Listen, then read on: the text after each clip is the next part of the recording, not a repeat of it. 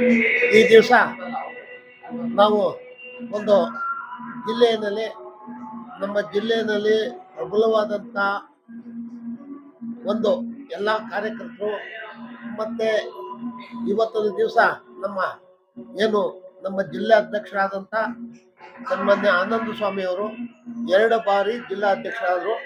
ಆದರೆ ನಮ್ಮ ಜಿಲ್ಲೆಯಲ್ಲಿ ಪ್ರತಿ ಊರಲ್ಲಿ ಪ್ರತಿ ಗ್ರಾಮದಲ್ಲಿ ಮುಖಂಡರು ಹಿರಿಯರು ಮತ್ತೆ ಕಾರ್ಯಕರ್ತರು ಬಲವಾಗಿರುವಂಥ ಕಾರ್ಯಕರ್ತನ ಯಾರಿಗೂ ಅವರು ಇಲ್ಲಿವರೆಗೂ ಸ್ಪಂದಿಸಿ ಮಾತಾಡಿ ಇಡೀ ಜಿಲ್ಲೆಯನ್ನ ಕಡೆಗಣಿಸಿರೋದ್ರಿಂದ ಇವತ್ತು ನಮ್ಮ ಪಕ್ಷ ಬಲವಾಗಿ ಹಿಂದೆ ಒಳ್ಳೆ 25,000 30,000 40,000 ಓಟ್ ತಗೊಂಡಿರೋದು.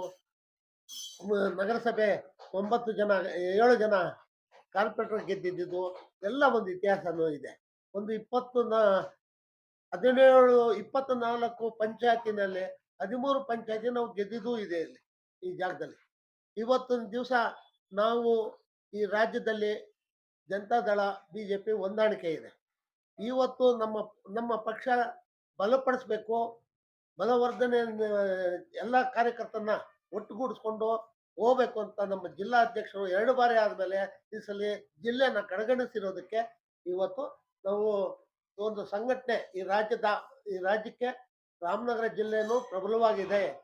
ಎಲ್ಲ ಮುಖಂಡರನ್ನ ಕರೆಸಿ ಈ ರಾಜ್ಯದಲ್ಲಿ ಏನು ಈಗ ಮೊನ್ನೆ ಜಿಲ್ಲಾ ಅಧ್ಯಕ್ಷರು ಇದ್ದಾರೆ, ಅವರು ಈ ಜಿಲ್ಲೆನ ಪೂರ್ತಿ ಒಂದು ಹೀನಾಸ್ಥಿತಿಗೆ ಬರಬಾರ್ದು, ಒಂದು ಬಲವಾಗಿ ಬಿಜೆಪಿ ಬೆಳಿಬೇಕು ಅನ್ನೋದಕ್ಕೆ ನಾವು ಇವತ್ತು ನಮ್ಮ ಎಲ್ಲ ಮುಖಂಡರನ್ನ ಕರೆಸಿ ಒಂದು ಸಂಘಟನೆ ಮುಂದೆ ಆಗಬೇಕು. ಜಿಲ್ಲಾ ಪಂಚಾಯತಿ ಬರುತ್ತೆ, ತಾಲೂಕ್ ಪಂಚಾಯತಿ ಬರುತ್ತೆ, ಗ್ರಾಮ ಪಂಚಾಯತಿ ಬರುತ್ತೆ. ಒಂದು ಒಳ್ಳೆ ಅವಕಾಶ ಇದೆ ಇವತ್ತು ನಮ್ಮಲ್ಲಿ. ಯಾಕಂದ್ರೆ ಇವತ್ತು ಹೊಂದಾಣಿಕೆ ಇರೋದ್ರಿಂದ ಬಲವಾಗಿ ನಾವು ಒಂದಷ್ಟು ಸೀಟು ಹೊಂದಾಣಿಕೆನೆಲ್ಲ ಗೆದ್ದು ಇದಾಗ್ಬೋದು. ಇದಕ್ಕೆ ಮೊನ್ನೆ ಜಿಲ್ಲಾ ಅಧ್ಯಕ್ಷರು ಏನು ಒಂದು ಚೂರು ಗಮನಕ್ಕೆ ತಗೊಂಡಿದ್ದೀರಾ? ಯಾಕೆ ನಾವು ವರಿಷ್ಠರಿಗೆಲ್ಲ ಹೇಳಿದ್ದೀವಿ, ವರಿಷ್ಠರು ರಾಮನಗರ ಜಿಲ್ಲೆ ಬಗ್ಗೆ ಏನು ಒಂದು ಸ್ವಲ್ಪ ಕಿಂಚತ್ತು ಇದಿಲ್ಲ. ಅದಕ್ಕೆ ನಮಗೆ ಏನು ನೋವು ಅಂದರೆ 30 ವರ್ಷ 40 ವರ್ಷದಿಂದ ದುಡಿದಂಥ ಕಾರ್ಯಕರ್ತಿದ್ದಾರೆ. ಇಡೀ ರಾಜ್ಯದಲ್ಲಿ ಎಲ್ಲ ಹೋರಾಟಕ್ಕೆ ಮುಂಚೂಣಿ ಇರೋದೇ ರಾಮನಗರ ಮೊದಲಿಂದನು.